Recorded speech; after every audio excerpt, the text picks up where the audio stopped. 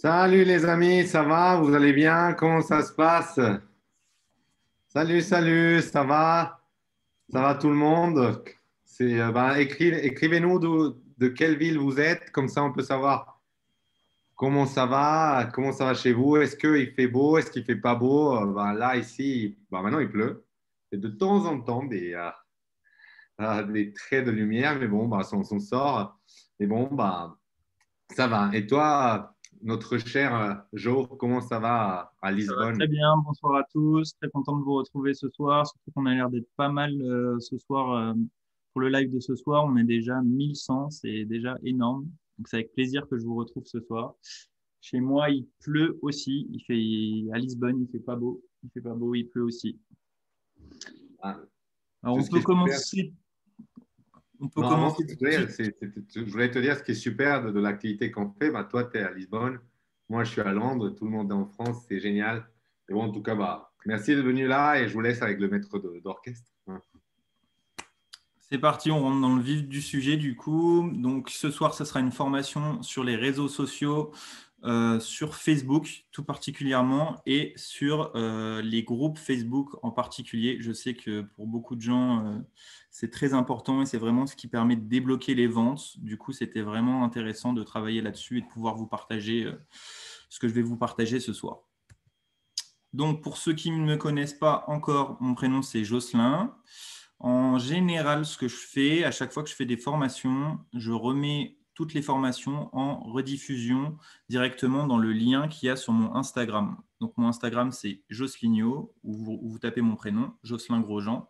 Et dans le petit lien qu'il y a tout en bas, vous allez retrouver toutes les rediffusions. Donc, il y a les rediffusions de toutes les formations Instagram qui ont été faites.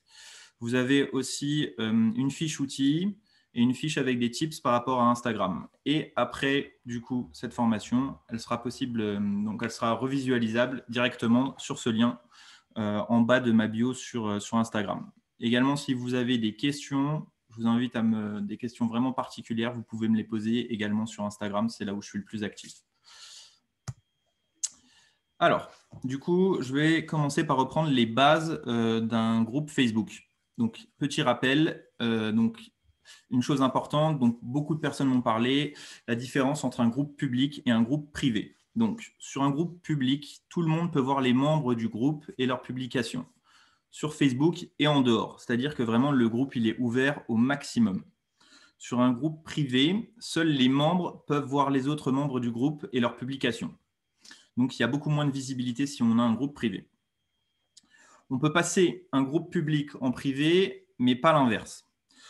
Un groupe privé ne pourra pas devenir public par la suite. Ça, donc, du coup, c'est vraiment impossible. Si votre groupe il est privé, c'est définitif. lorsque l'on envoie une invitation pour rejoindre un groupe, donc la personne à qui vous avez envoyé cette invitation reçoit une notification. Donc du coup, les notifications sur Facebook, elles sont en haut à droite au niveau de la petite cloche. À ce moment-là, la personne reçoit la notification comme quoi on lui a envoyé une invitation pour rejoindre un groupe. Ensuite, la personne, elle va avoir 28 jours pour accepter cette invitation. Donc la personne ne sera comptabilisée en tant que membre du groupe, donc vraiment dans la liste des membres, qu'une fois avoir accepté cette demande. Ensuite, quels sont les différents types de contenus partageables sur un groupe? Donc, on a les posts classiques avec photos, avec ou sans texte. On a également les posts vidéo, avec ou sans texte. On peut également poster un texte uniquement et on peut également partager un lien média. Ça va être par exemple une vidéo YouTube ou un lien d'un article d'un site internet, par exemple. Et on peut également faire des vidéos en live. Du coup, là, une des questions qui est ressortie le plus souvent, c'est vraiment est-ce qu'on doit faire un groupe public ou privé? Donc, maintenant, par rapport à l'algorithme Facebook, il faut vraiment créer son groupe public dès le début si c'est possible. Donc, si vous ne l'avez pas encore créé, vous allez le créer en public. Ça va vous permettre d'avoir une plus grosse visibilité. Si jamais vous avez déjà un groupe qui est privé, vous pouvez garder ce groupe s'il est vraiment actif et que vous l'avez déjà développé. Vous avez autant garder ce groupe-là et continuer à le développer derrière.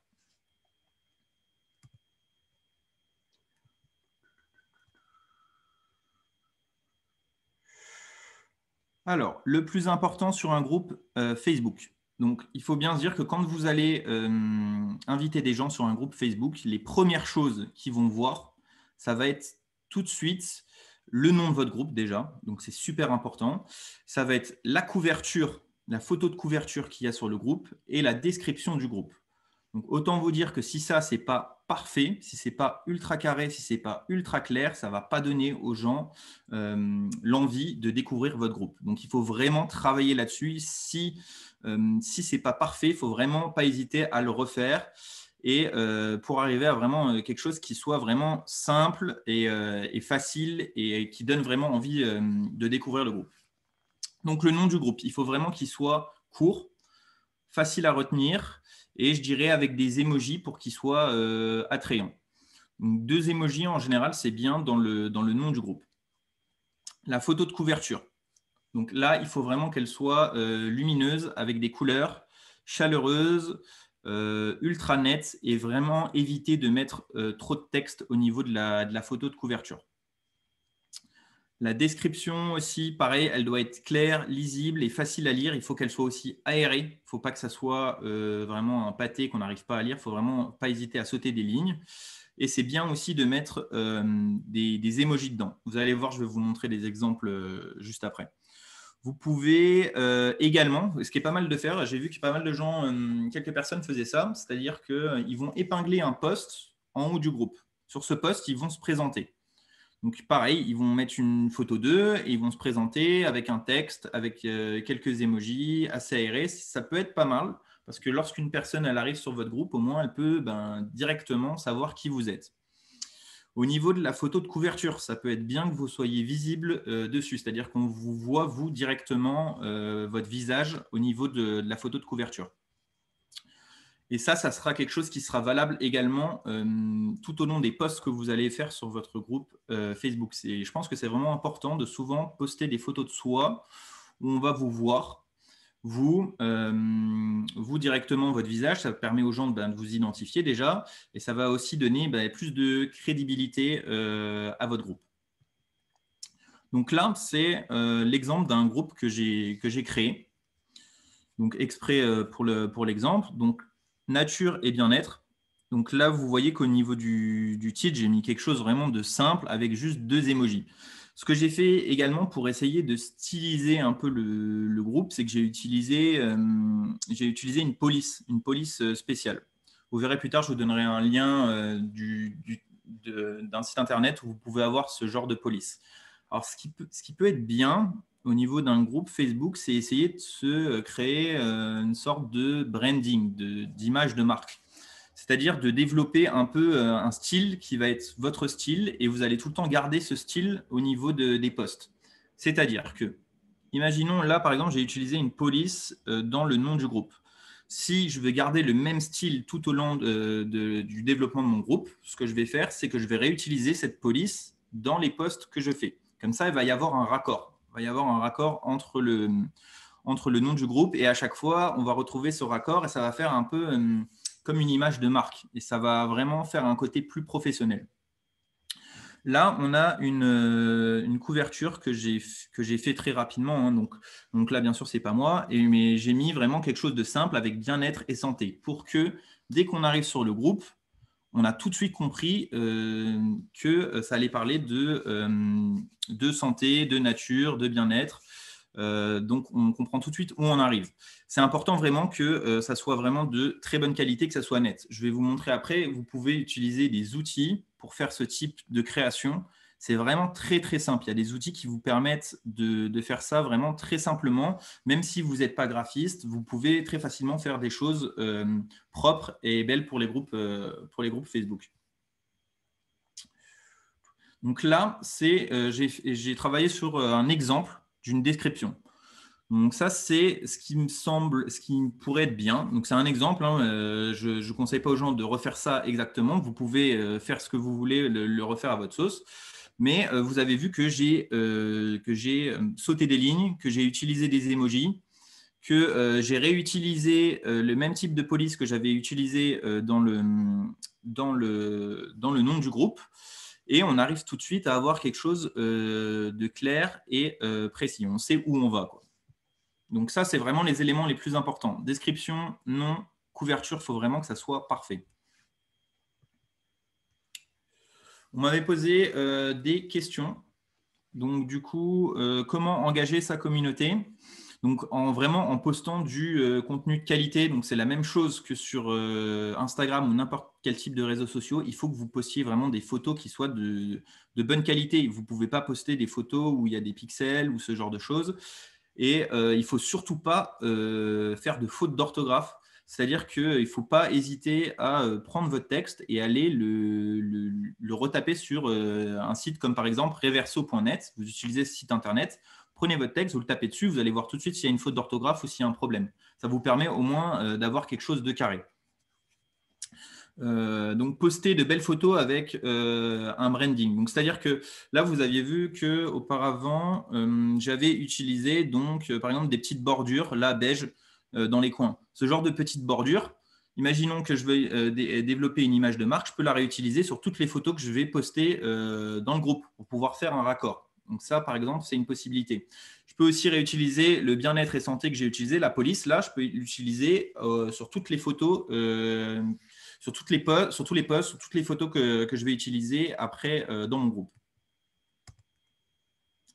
On m'avait demandé s'il fallait… donc oui, ce que je voulais vous dire, c'est que pour faire ce type de visuel, vous pouvez utiliser Canva. Donc Canva, c'est vraiment ce que j'utilise moi. C'est la présentation que vous voyez, tout le visuel de la présentation que je fais là, c'est fait sur Canva. Donc Canva, c'est un site internet. C'est vraiment très, très simple de l'utiliser. Si jamais vous voulez… déjà, vous pouvez aller essayer par vous-même, mais si jamais vous voulez en savoir un peu plus, il y a plein de tutoriels sur YouTube. Vous pouvez aller sur YouTube, taper tutoriel Canva. Si vous ne savez pas comment faire quelque chose, vous le tapez directement sur YouTube ou sur Google avec Canva derrière, vous allez trouver tout de suite comment le faire. Ensuite, vous pouvez vous entraîner, vous pouvez faire des essais et vous allez voir que c'est très facile d'avoir des très bons rendus avec Canva ou Pixar. C'est une autre possibilité qu'on m'a donnée. Moi, j'utilise vraiment Canva, mais vous pouvez aussi utiliser Pixar si vous le souhaitez pour faire des visuels.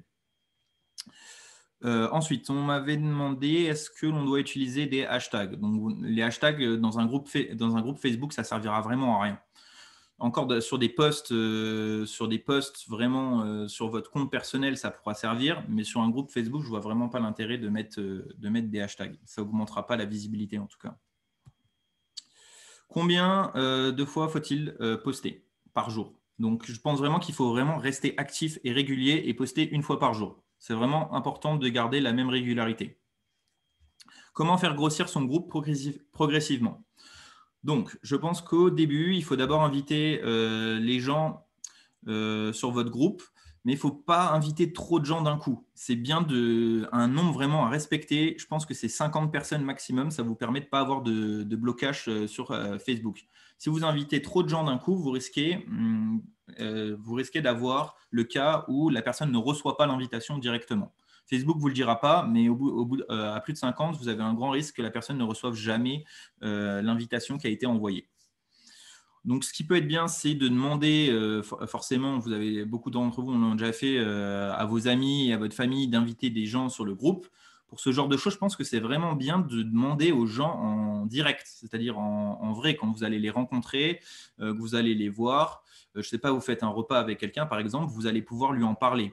Donc, vous lui en parlez une première fois en vrai, il y a plus de chances déjà qu'elle fasse la chose que si vous lui en parlez par Internet. Après, une fois que vous lui en avez déjà parlé en vrai, vous pouvez lui rappeler en lui envoyant un message et lui demander de faire ça. Il ne faut vraiment pas hésiter de parler de votre activité autour de vous.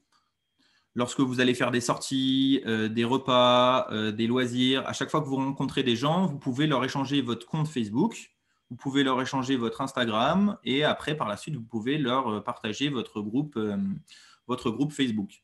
Et au préalable, vous avez pu peut-être leur glisser sans être trop lourd, bien sûr, en étant assez subtil, ce que vous faites dans la vie et qu'est-ce que vous faites avec Arix et tout ce qui tourne autour de ça.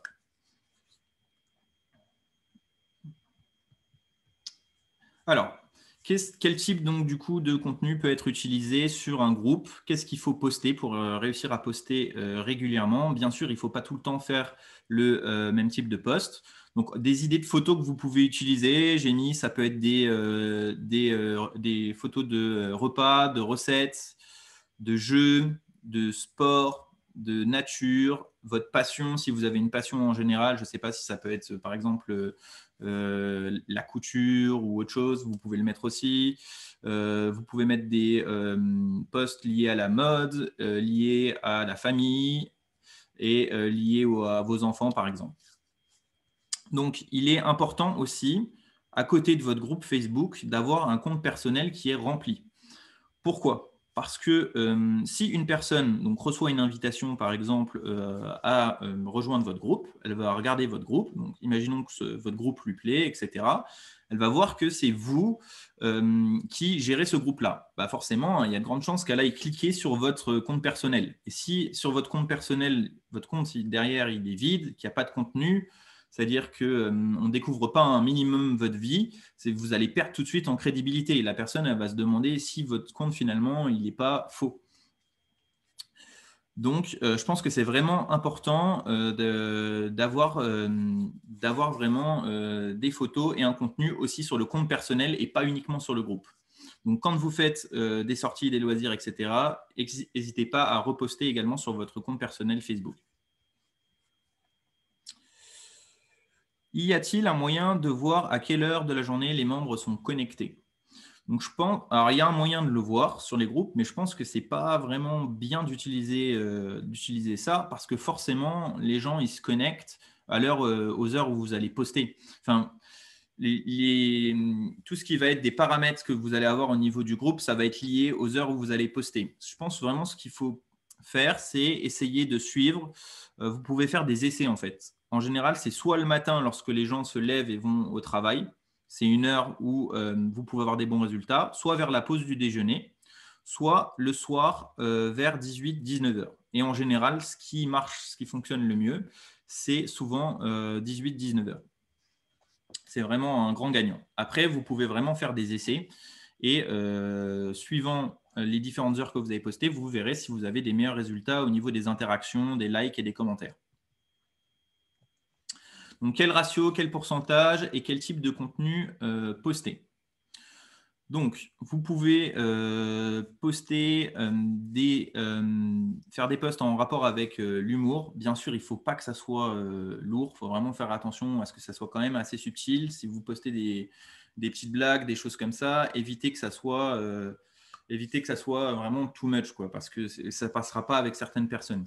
Après, vous pouvez bien sûr poster donc, des avant-après, comme tout le monde le fait, des présentations de produits. Donc, à chaque fois que vous faites de la présentation de produits, c'est bien d'essayer de vous mettre en scène le produit. c'est-à-dire prendre une photo de produit, par exemple, dans votre salle de bain ou autre, où qu'on voit votre visage, etc. Ça peut être bien vraiment à chaque fois d'essayer de mettre en scène le produit.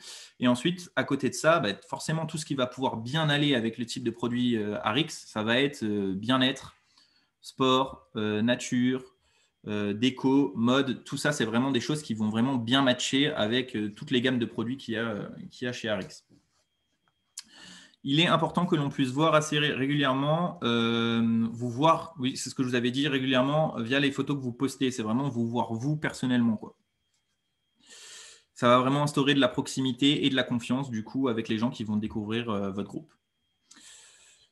Attention aussi à poster des photos ou même si vous faites des lives où vous allez vraiment sourire, vous allez être bien habillé, bien coiffé. Le souci du détail, il est important. Il faut vraiment avoir cette régularité et que le souci du détail soit respecté sur tous les posts. Alors, je pense qu'il faut poster à propos des produits ou partager des avant-après, un post sur 3, voire un post sur 2. Parce que ça, c'est la question qu'on m'avait demandé. Donc, en termes de ratio, un post sur 2 maximum, pour pas que ça soit, encore une fois, trop lourd. Il faut vraiment essayer d'être subtil et de trouver un équilibre. Comment créer un jeu attractif? Donc, au niveau des jeux concours, c'est quelque chose qui est ressorti donc beaucoup de fois. Je sais que c'est grâce à ça que vous faites votre recrutement. C'est grâce à ça que vous débloquez les ventes derrière.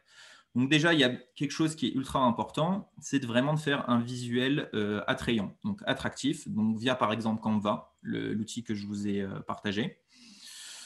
Et choisir un lot qui soit attrayant, qui donne envie forcément, qui ne soit pas non plus trop éloigné de ce que fait Arix et qui ne soit pas non plus cher. Vous n'avez pas besoin de mettre un lot super cher pour intéresser les gens.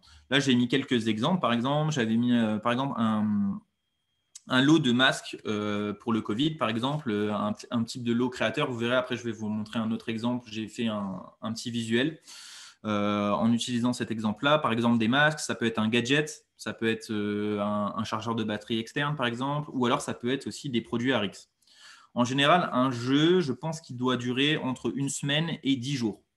Il ne faut vraiment pas hésiter lorsque vous lancez un jeu, à faire une sorte de teaser. C'est-à-dire, vous allez, avant de lancer votre jeu concours, déjà 1 semaine, vous allez pouvoir commencer à en parler. Vous allez pouvoir commencer à en parler sur votre groupe Facebook. Vous pouvez aussi en parler en story sur Instagram. Vous pouvez en parler sur votre compte personnel Facebook aussi. C'est bien déjà de commencer à en parler pour que les gens savent que vous allez lancer un groupe. Vous allez lancer un jeu concours, pardon. Donc, voici des règles qui sont susceptibles de fonctionner donc avec les changements au niveau de l'algorithme, parce que ce qui se passe par rapport à beaucoup de jeux concours qui étaient mis en place auparavant, c'est qu'il y avait des restrictions par Facebook. C'est-à-dire que si des gens abusaient trop vraiment au niveau du nombre d'invitations, etc., après, Facebook allait limiter la visibilité de votre post. Donc là, moi, les règles que j'avais mis, donc déjà, c'est être membre du groupe, liker le post, et ensuite, j'avais mis ajouter 50 amis. Pourquoi 50 amis? Parce que je vous ai dit, c'est pour moi la limite qui fonctionne bien. Je sais qu'il y a beaucoup de jeux de concours où vous demandiez d'inviter un maximum de gens. Ça peut également fonctionner, mais il y a plus de risques d'avoir des blocages derrière. Il y a une autre chose, c'est que une personne, si elle va inviter 50 amis, c'est déjà beaucoup. Si elle dépasse ce nombre, vous risquez de vous retrouver avec des amis qui ne vont pas du tout correspondre ou qui ne vont pas du tout être intéressés par l'invitation. Ensuite, ce que vous pouvez faire, donc du coup, c'est demander à la personne de commenter, donc pour pouvoir vérifier qu'elle a bien invité les gens. Et vous pouvez faire une 4e chose, je pense qu'il peut être plus judicieuse plutôt que de demander à la personne d'inviter le maximum de gens, ça va être de lui demander d'utiliser un de ses amis. Donc, si un de ses amis participe au jeu concours et invite aussi 50 personnes, en identifiant la personne, ça lui permettra d'avoir une chance en plus de gagner au jeu concours. Donc ça, c'est plus intéressant de faire ce type de choses par rapport au jeu concours, je pense. On m'avait demandé par rapport au groupe public, comment vérifier donc, du coup, que les gens ont été ajoutés. Donc, à savoir que quand vous allez, je n'ai pas pris ici de screenshot, Mais lorsque vous allez sur votre groupe et que vous allez cliquer sur membres, quand vous cliquez sur membres, vous avez le détail des membres. Sur le détail des membres, vous avez les membres qui sont vraiment déjà membres, c'est-à-dire qu'ils ont accepté l'invitation, et vous avez les invitations en cours. Vous pouvez faire défiler et vous pouvez cliquer sur invitation en cours. De là, vous pouvez voir combien de temps, au bout de combien de temps les gens ont été ajoutés au groupe ou depuis combien de temps l'invitation a été envoyée. Par exemple, ça peut être 5 minutes, 15 minutes, 20 minutes. Donc, ça vous permet vraiment dans les membres d'aller faire les vérifications par rapport à tout ça. Donc ça, c'est un visuel que j'ai fait sur Canva. C'était vraiment un petit exemple que j'ai fait très rapidement pour un jeu concours. Donc, j'ai réutilisé la même police que j'avais dans ma photo de couverture sur le groupe en exemple. Pourquoi? Encore une fois, pour faire un raccord, pour que ça fasse professionnel, pour que ça soit vraiment facile en fait de découvrir le groupe. À savoir aussi que je ne vous l'avais pas encore dit, mais c'est vraiment important d'essayer de respecter une gamme de couleurs. En général, si vous voulez développer une gamme de couleurs, là par exemple, moi j'ai développé le beige, mais j'aurais pu développer le rose, ou pour un garçon, j'aurais pu développer le vert pour être en rapport avec la nature. Il faut vraiment essayer de ne pas trop changer de couleur au niveau des couleurs que vous allez utiliser dans vos visuels, mais aussi également au niveau des emojis que vous allez utiliser. Ça peut être bien de rester sur une même couleur pendant tous les posts que vous allez faire. Pourquoi? Parce qu'encore une fois, ça va faire mieux ordonner et ça va moins être le fouillis en fait dans tous les posts que vous allez faire.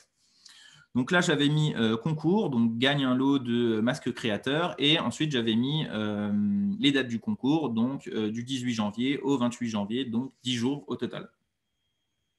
Donc, vous avez vu qu'on peut faire quelque chose de clean directement avec Canva. Ensuite, on m'avait demandé des tips et des tricks pour attirer de nouveaux membres. Donc, ce que vous pouvez faire, vous pouvez aller poster dans des groupes en rapport avec votre activité, mais bien sûr pas des concurrents Arix. Vous n'allez pas aller dans les groupes des autres personnes pour aller leur voler des ventes ou des choses comme ça. Ne faites surtout pas ça. Vous pouvez aller sur des groupes qui sont en rapport avec le bien-être, par exemple, la nature ou autre, et vous allez pouvoir essayer de les rediriger intelligemment vers votre groupe en leur décrivant un peu ce que vous faites ou autre et en mettant le lien de votre groupe. Ce que vous pouvez faire, si vous voulez que votre post remonte dans le fil d'actualité, vous cliquez sur le post, vous allez le modifier. Si vous modifiez un point, une lettre, un mot, directement, le post il va remonter au niveau de la visibilité du groupe. Du coup, si vous postez dans un groupe qui a énormément de gens et qui est très actif, du coup, vous avez des chances que votre post remonte et qu'ensuite les gens cliquent sur le lien que vous avez partagé. Bien sûr, quand vous partagez sur des groupes, évitez de dire que c'est du multi-level marketing. Essayez d'être vraiment subtil. Il faut vraiment que vous essayiez de faire en sorte d'intéresser les gens, par exemple, par rapport au bien-être, par rapport à la nature, à la santé, ce genre de choses. Il faut vraiment essayer d'être subtil et d'en dire le moins possible. Également, dans les descriptions, dans votre description du groupe, même dans le nom du groupe également, je pense que c'est bien de ne pas mettre Arix. De plus, essayer de parler au global du fonctionnement de la vision de votre groupe et de ne pas directement mettre Arix parce qu'il y a énormément de gens qui ne connaissent pas la marque et quand ils vont voir ça, ça ne va pas leur parler. Y a-t-il un moyen de voir à quelle heure de la journée les membres sont connectés? Donc ça, on l'avait déjà vu. Comment optimiser le succès du business avec un groupe Facebook? Donc, il faut rendre le groupe vraiment, comme je vous ai dit, essayer de le faire quand même un minimum professionnel pour qu'il y ait de la crédibilité, donc avec une image de marque, par exemple, et également détendu. C'est-à-dire qu'il ne faut pas hésiter à faire des petites blagues, ce genre de choses, avoir vraiment le ton de l'humour, de poser des questions aux gens, d'essayer de les faire interagir. Mais il faut vraiment que ça reste quand même vraiment professionnel. Donc, suivre une charte graphique, c'est ce que je vous ai dit juste avant, c'est vraiment avoir une couleur prédominante. Donc, ça doit être le fil conducteur en fait, de tout votre groupe parce que ça va vraiment permettre qu'il y ait une harmonie dans le groupe et ça va vraiment le rendre plus professionnel. Donc, c'est comme je vous avais dit, ça peut être le rose, ça peut être le vert, ce genre de choses. Et il faut vraiment essayer de ne pas avoir plus de 3 couleurs différentes parce qu'après, ça commence à faire vraiment désordonné. Et comme je vous avais dit, vous pouvez utiliser aussi donc une typo comme j'ai utilisé dans l'exemple que je vous avais montré au début. Donc, vous pouvez par exemple aller sur le site qui est là, c'est igfonts.io. Ça vous permet en fait d'avoir plein de typos un peu stylés. Et vous pouvez vous en choisir une que vous allez garder et que vous allez utiliser à chaque fois pour, comme je vous ai dit, faire le raccord entre le nom de votre groupe et les différents posts que vous allez faire et votre description également. Donc, il faut vraiment être régulier dans la fréquence de posts. Donc, je vous l'avais déjà dit, faire des posts de qualité, vraiment utiliser des photos de qualité et essayer aussi au niveau du texte que quand vous postez des photos, il n'y ait pas trop de texte et que ça soit vraiment net, quoi. Et encore une fois, à chaque fois, c'est faire donc du coup des jeux concours comme on l'a déjà dit. Donc, à savoir aussi qu'au niveau, au niveau des jeux concours, je pense qu'il faut essayer environ de faire un jeu concours par mois. Je pense qu'un jeu concours par mois, ça peut être bien et suffisant. Et lorsque vous allez lancer un jeu concours, il faut vraiment que lorsque vous lanciez ce jeu concours, vous fassiez que ça. C'est-à-dire que vous n'allez pas lancer un jeu concours, mais après, vous allez commencer à parler d'autres choses parce que les personnes, elles vont se perdre en fait. Donc, il faut vraiment essayer quand vous êtes sur du recrutement, vous lancez un jeu concours, vous êtes à fond là-dessus sur le jeu concours et vous partagez quasiment que ça. Après, vous pouvez switcher entre le type de contenu que vous allez partager avec des avant-après, des produits, etc. Mais je pense vraiment qu'une fois par mois, c'est bien. Après, à vous de voir en fonction des résultats aussi que vous avez et de comment se comporte votre groupe en général. Donc voilà, on arrive à la fin du coup de la petite formation que je vous ai fait sur les groupes Facebook. À savoir que si vous avez des questions, s'il y a des choses qui n'ont pas été abordées, vous pouvez soit me les poster dans le post Instagram que je vais faire tout de suite, soit directement sur Instagram, vous allez me le poster. Si c'est une question bien précise, vous pouvez me la poster directement en message privé. À savoir, donc, comme je vous l'ai dit encore une fois, vous pouvez retrouver toutes les rediffusions des derniers webinaires sur le lien qu'il y a juste en bas.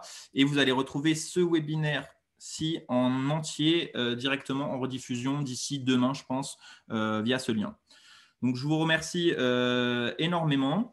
Sachez que, étant donné que l'algorithme évolue très rapidement, il y a de grandes chances que je fasse des recherches un peu plus poussées et qu'on aille refaire ce type de webinaire sur les groupes Facebook, étant donné que c'est vraiment quelque chose d'important. Donc, il y a des chances qu'on ait par la suite des actualités par rapport à ça et que je fasse quelque chose d'encore plus poussé par rapport à tout ça. Donc, n'hésitez pas vraiment à interagir avec moi, me dire si vous avez des questions et qu'est-ce qu'on pourrait traiter derrière par rapport à tout ça. Voilà, bah écoutez, c'est la fin de ce webinaire. Je vous remercie vraiment d'y avoir participé. Je lance un petit post sur Instagram. N'hésitez pas à me dire si ce webinaire vous a plu et si vous avez des questions supplémentaires. Je vous souhaite à tous une très très bonne soirée. Merci beaucoup.